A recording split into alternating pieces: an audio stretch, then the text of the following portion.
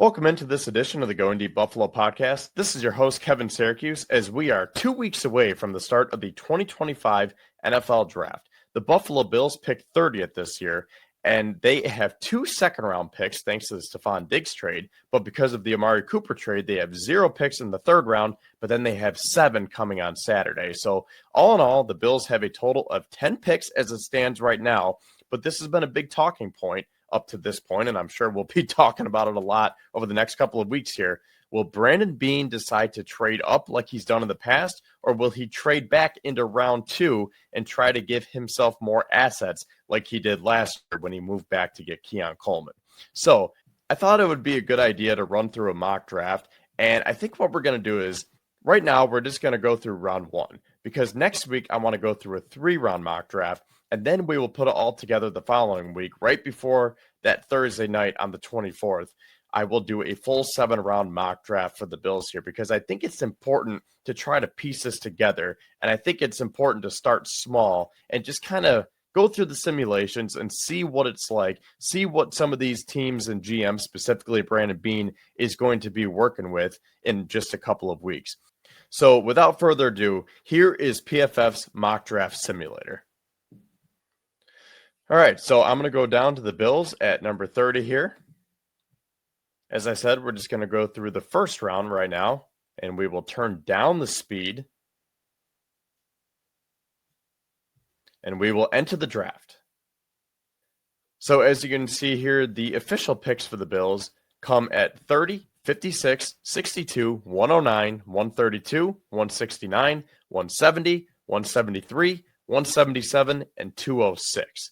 So Beane does have some ammunition, I think, to move up, because let's be real, I don't think 10 picks are making this roster. This roster is pretty much already set, but they do have a couple of glaring holes, and that's why I think it's important to use that ammo to try to best suit your team. So that being said, the Tennessee Titans are on the clock.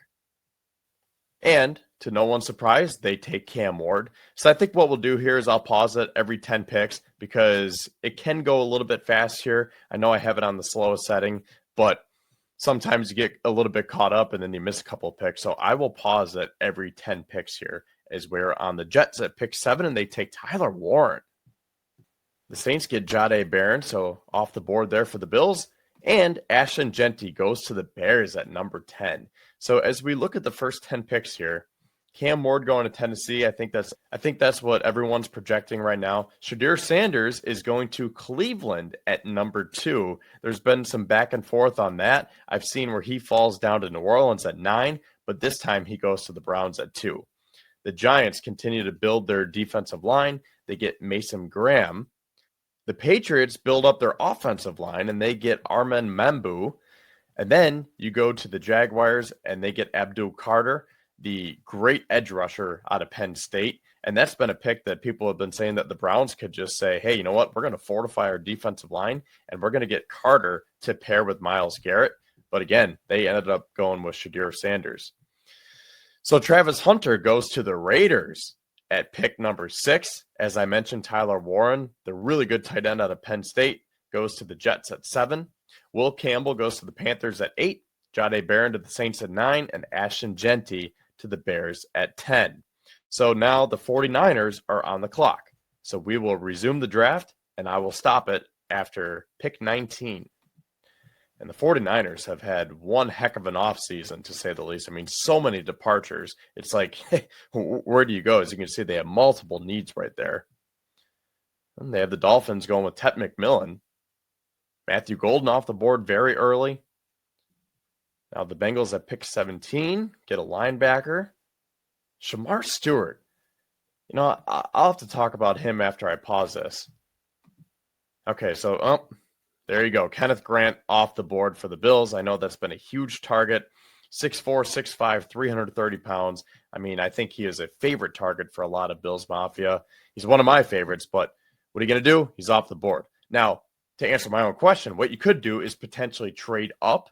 I'm really not in the camp to move up that far and go into the teens or the low 20s. Maybe I'll warm up to that as we go. But for now, I think that would take a lot to move up there to get him.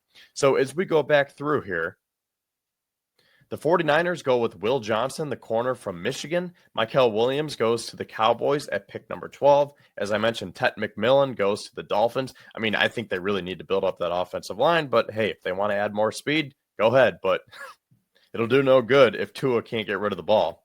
Matthew Golden, I think that's pretty early for him, but I know he's been rising some boards, so he goes to the Colts at 14. Mike Green, I think there's a lot of upside there, edge rusher from Marshall. He goes to the Falcons at 15. Jalen Walker goes to the Cardinals at 16. Jihad Campbell goes to the Bengals at 17. So a lot of linebackers and edge defenders here. Speaking of which, Shamar Stewart goes to the Seahawks at 18. Now, I said I wanted to talk about him, and basically I just wanted to say I'm not sure the total hype with this guy because I understand he has a lot of upside. He seems to be a physical freak, but he only has 4.5 sacks total in his college career. And if I'm the Bills, I don't want to rely on growth and development. Sure, you want to develop and grow these players as the Bills have been doing, but I want a proven pass rusher. I want someone who can get Patrick Mahomes on the ground. I don't want to wait around and say, okay, man, we're going to wait around and see how you grow, and we're going to get 1% better every day. No, sure, yeah, you want to get 1% better every day, but I don't want this guy to average 1 sack per season. I want someone who can come in and get 8 to 10 right off the bat. So just to round this out, the Buccaneers go with an edge defender from Boston College, and as I mentioned, Kenneth Grant goes to the Broncos. Now, for the Broncos, that's a great pickup for them. We know how they had a great defense this past season, so they continue to add to that defensive line. But I think they could desperately use a tight end to pair with Bo Nix. So Tyler Warren went to the Jets at 7, and I'm thinking that they could take Colston Loveland here, another player from Michigan, but hey, they go with Kenneth Grant. So we will resume the draft here with the Pittsburgh Steelers on the clock at pick 21. Feel like they could take a corner here. Okay, so they go Malachi Starks, safety. Walter Nolan goes to the Chargers. The Packers go with Calvin Banks, a tackle from Texas. The Vikings go with the running back, Amarian Hampton from North Carolina. Tyler Booker, the guard from Alabama, goes to Houston. And Emeka Egbuka goes to the Rams at 26. Nick Emanwari goes to the Ravens at 27. James Pierce goes to the Lions at 28. And then Colston Loveland, the aforementioned Colston Loveland, goes to the Commanders at 29, bringing us to the Buffalo Bills at pick 30. So, as you can see on my chart here, Luther Burden III is the best available player, Josh Simmons. But here's the thing. People say all the time, and the Bills say all the time, they want to go with the best player available. But I think that there is a big asterisk by that because I think you need to say the best player available based on your team needs. Because, yeah, sure, it'd be great to get another wide receiver, and I think that is a position of need, but is that as big of a need as cornerback right now or defensive line, specifically defensive tackle? Josh Allen just proved this past year that he could win the MVP without these top wide receivers, without a wide receiver one, with that everybody eats mentality. So for me, I'm going to wait until at least round 2 for a wide receiver. A tackle, Josh Simmons, yeah, he seems to be a nice prospect, but Deion Dawkins, Spencer Brown, Tylen Grable, Ryan Vandermark, I don't think you need a tackle here, right? So I'm going to go to corner and defensive tackle immediately because there are already a couple prospects that I can see here that I'm going to be interested in. So you have Derek Harmon from Oregon, and then we'll put in cornerback as well. So there we go. Those are probably the 3 picks right there. Siobhan Ravel, Derek Harmon, and Trey Amos. Now, this is tough because you would love to have all those players, right? But you can only have one. Now, you could trade back into the second round and try to give yourself that extra ammunition like I was talking about, but I don't think the Bills can get too picky here. They did that last year. I don't know if we can count on them doing that 2 years in a row. And say what you want about the whole Xavier Worthy, Keon Coleman trade, but after the backlash that they faced and people are saying, well, you gave Kansas City Xavier Worthy, and look who's picking right after you at pick 31. I don't think they're going to want to do that again. So I think they're going to take the pick here. At least that's what I'm going to do. And this is tough because do you want that big space eater like Derek Harmon? And as much as I've heard that he could be a 1 tech, I've also heard that he could play the 3 tech. So he seems like a versatile defensive tackle, and I think that's what you need. because really, I think you need that one tech. You need that Daquan Jones replacement as he is 33 years old, coming up on an expiring contract. So you have to build for the future while also building for the present because you need that rotation, especially with Larry Ogunjobi being on that 6-game suspension. Likewise with Michael Hoyt. Right now, you're thin on that defensive line. So, yeah, Ed Oliver can be the 3-tech. You have Dwayne Carter coming back in his sophomore campaign here. And then Daquan Jones. But again, what do you have after that? So that's why I am really enticed by Derek Harmon. But it's hard to pass up on Trey Amos when right now the Bills really only have Christian Benford as a boundary corner. They traded away Kyer Elam. They haven't re-signed Russell Douglas.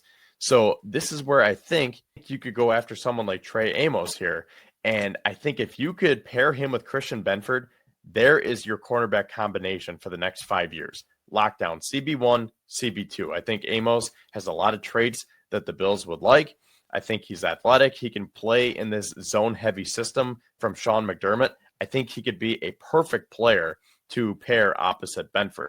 But it's just so hard to go against Derek Harmon. So I think because of that, I'm going to go with Derek Harmon. Just because at the end of the year, what I was saying and what a lot of other people were saying was that the Bills need to build through their defensive line. Look what Philadelphia did to Kansas City. They decimated them in that Super Bowl. They didn't even blitz once, and they got Mahomes on the ground 6 times. They just kept building and building through the draft. They take some pieces in free agency, but they just kept hammering it home in the draft. And you could really see it come to fruition in the playoffs, quintessentially in the Super Bowl. So just because the Bills haven't re-signed Rasul Douglas yet, or they didn't sign Asante Samuel Jr., I don't want to stray away from that and get scared and say, oh, I think we have to go get a corner now. So I'm going to go with Derek Harmon here because I think that the Bills finally need to put some capital into this defensive line. And by that, I mean go after that big 1-tech because they've been piecing it together with guys like Jordan Phillips and Quentin Jefferson and Linval Joseph, Poona Ford, who for whatever reason couldn't work out in Buffalo, but he's been great ever since.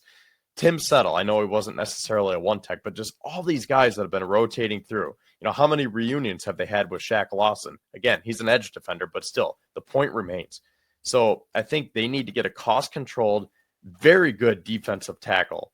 And then I think you could potentially mess around in round 2. And by that, I mean maybe use some of that ammunition to move up to get a corner. Maybe you can still get Trey Amos. Maybe someone like Maxwell Hairston is there or Benjamin Morrison. I really like Darian Porter. So I think as much as you would like the depth with defensive tackle, because going into this, I was thinking, okay, I might want to draft a corner first, and then there's more depth with defensive tackles. But I don't know if you can pass on someone like Derek Harmon. So that being said, let's draft Harmon and see what they say. So right after, the Chiefs get an edge defender, Nick Scorton. And I didn't see who that last one is, but let's see. They are grading our draft. The pick is in with Derek Harmon, and we will see how it turns out here. Okay, so they gave us a solid B. Now, they are saying that I should have drafted Josh Simmons, but again, the Bills don't need an offensive tackle. Maybe they can get one on Saturday, but not in round 1. So rather than addressing the offensive line, I addressed the defensive line. So based on this, I would say we made out very well, but I am a little bit concerned with this corner position. I really narrowed it down to Kenneth Grant and Derek Harmon. If they're there, I think you have to take them. But if they're drafted higher than 30, I think that's where you have to go with the corner.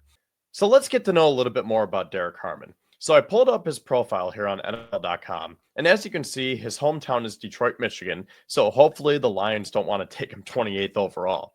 But Harmon is 6'4.5", 313 pounds, and he has some incredible athleticism for that size, as his 40 time was clocked at 4.95, and his 10-yard split was 1.74.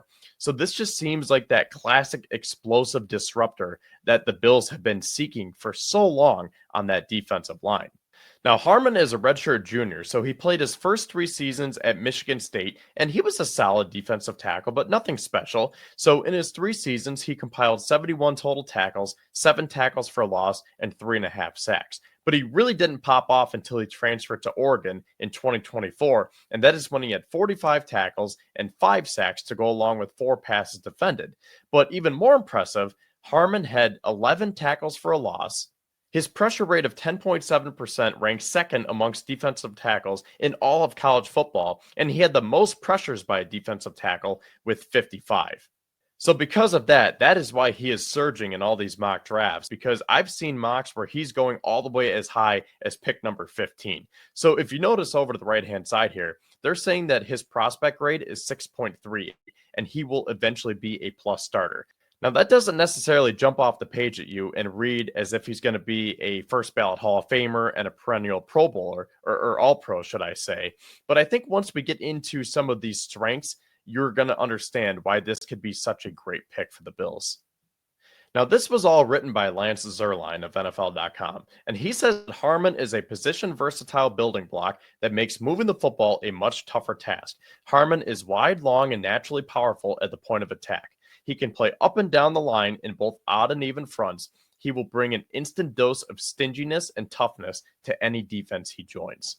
And oddly enough, who does Zerline compare him to? One Daquan Jones. And now for some of his strengths. So Harmon has an exceptional blend of size, length, and strength that make him tough to move. He has the versatility to play up and down the line in odd or even fronts. His punch is quick, powerful, and efficient to stall the block, and he is capable as a block collector to keep his linebackers clean. And that is one of my favorite strengths about him, because I feel like that is such an underrated aspect, because the Bills have been trying to keep their linebackers clean for how long? Even going back to Star Lotulelei and all those other defensive tackles that I mentioned. And now that they have Terrell Bernard, who, don't get me wrong, is a great linebacker. He's a modern day NFL linebacker. He's very athletic. He has great instincts, but he is undersized for his position. So I think it's so important that if you can find this defensive tackle who can take on potentially multiple blockers and clean those lanes for Terrell Bernard to go track down the ball carrier, or Matt Milano for that matter, who's getting up there in age, I just think that it's so important that you have this disruptor up front, because that's where I think it all starts. Everything starts up front, because if you get that interior pressure, it'll make everything easier on the back end. It'll make things easier for your linebackers, and then conversely, it'll make things easier for your secondary. So that's pretty much the reason why I didn't elect to draft a cornerback with the 30th overall pick here. And as we get into some of these other prospects, I'll just read what PFF wrote about Savon Revel, because I know that he is right on the big board. He's ranked 26, so he could be right in that range for the Bills. But this is what I don't like about him. So they say that Revel is the ideal day 2 athletic alien to draft and develop despite inconsistent anticipation and technique in his current form. His physical gifts, including height and length, point to press man coverage being his home in the NFL, but it will be quite the adjustment for him to go from 1 year of starting experience in the AAC to the NFL, especially off a torn ACL. So that just kind of screams Kaiir Elam to me. And I don't want to draft another corner based on his athletic abilities who can't develop in your system, because that is just what we went through with Elam. And then you throw on top of it his injury history here. Those are just too many red flags for me. Now, Trey Amos is someone who I think is a perfect pair for Christian Benford, and PFF says that Amos brings an ideal blend of size, movement skills, and coverage scheme versatility to the cornerback position. While his explosiveness and speed aren't anything special, his 2024 film shows he has a CB2 floor in the NFL with the potential to be a CB1. And that is totally fine with me, because the Bills just locked up Christian Benford for another 4 years. So he is CB1. You're not asking this guy to come in and shut down those opposing wide receiver ones right off the bat. Now, yeah, you're going to want him to play up to that standard, but for the time being, he can just be a comfortable CB2. So that was my thought process here behind drafting Derek Harmon, 30th overall for the Buffalo Bills. Let me know, how did I do? What do you think? What would you have done? Is there someone else that you would have selected? Let me know in the comments, and of course, go Bills.